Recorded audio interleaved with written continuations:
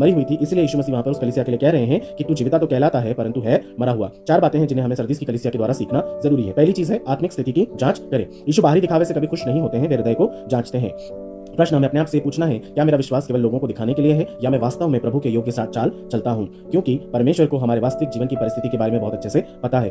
परमेश्वर कभी भी हमारी धार्मिक छवि के लिए हमारे साथ नहीं रहते हैं, परंतु हमारी विश्वास योग्यता को वो देखते हैं। दूसरी बात है जागृत रहें और दृढ़ बने। प्रभु कहते हैं जागृत रहिए, थोड़ा जो बचा हुआ है उसे हम मजबूत करें और जो शिक्षा मिली है उसे हम याद करें और अपने जीवन पर पश्चाताप करें। क्या होता है कि आत्मिक नींद जो है वो धीरे धीरे आती है, एकदम नहीं आती है। पहले हमारी प्रार्थना कम हो जाती है, दूसरा फिर हमारा बाइबल का वचन पढ़ना कम हो जाता है, और तीसरा हम संसार के प्रभाव में ज्यादा बढ़ते जाते हैं और प्रभु की उपस्थिति से हम दूर हो जाते हैं। इससे हमें यही सीखने को मिलता है मेरे प्रियो कि जागृति जो है केवल एक बार की घटना नहीं है, यह प्रतिदिन जीवन में जीने वाली एक निर्णय है जिसके साथ हमें बंधे रहना जरूरी है। तीसरी बात है विश्वास योग्य लोगों का प्रतिफल क्या होगा। सरदीस की कलीसिया में कुछ ऐसे भी लोग थे जिन्होंने अपने वस्त्रों को अशुद्ध नहीं किया था। कहने का मतलब यह है कि ऐसे लोगों से परमेश्वर ने 3 प्रतिज्ञाएं की थी। क्या वे श्वेत वस्त्र पहनेंगे, दूसरा उनके नाम जीवन की पुस्तक में से कभी काटे नहीं जाएंगे, और तीसरा यीशु मसीह अपने स्वर्गीय पिता के सामने और स्वर्गदूतों के सामने उनको अपना मानेंगे। कहने का मतलब यह है मेरे प्रियो, श्वेत वस्त्र यहाँ पर दर्शाता है कि वे शांति दूत कहलाएंगे।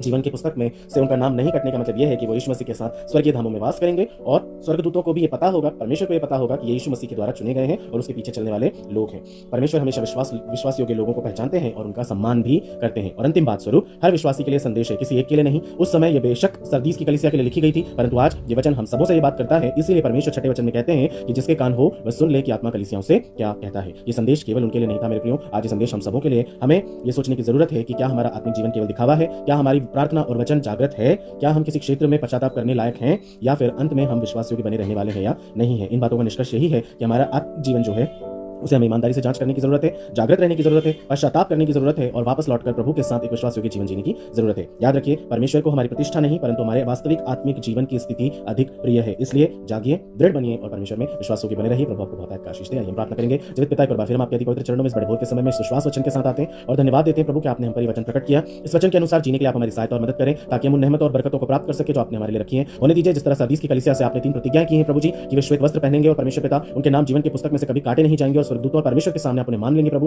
होने दीजिए यही प्रतिज्ञाएं आज हमारे जीवन में लागू होने पाएं, और प्रभु जी इसी के अनुसार हम अपना जीवन जीने पाएं। जो कुछ भी हमें दिया गया है, जो शिक्षा हमने प्राप्त की, उसके अनुसार प्रभु जी हम उसे थामे रहकर और मजबूती से आगे बढ़ते रहने पाएं और अंत तक आपके प्रति विश्वास होकर रहने पाएं। आपने ऐसा पूरा कर दिया है, उसके लिए हम धन्यवाद देते हैं। आदर मान महिमा के साथ इस विनती को यीशु मसीह के नाम से मांगते हैं। दया करके सुनिए और ग्रहण करिए। आमीन और आमीन।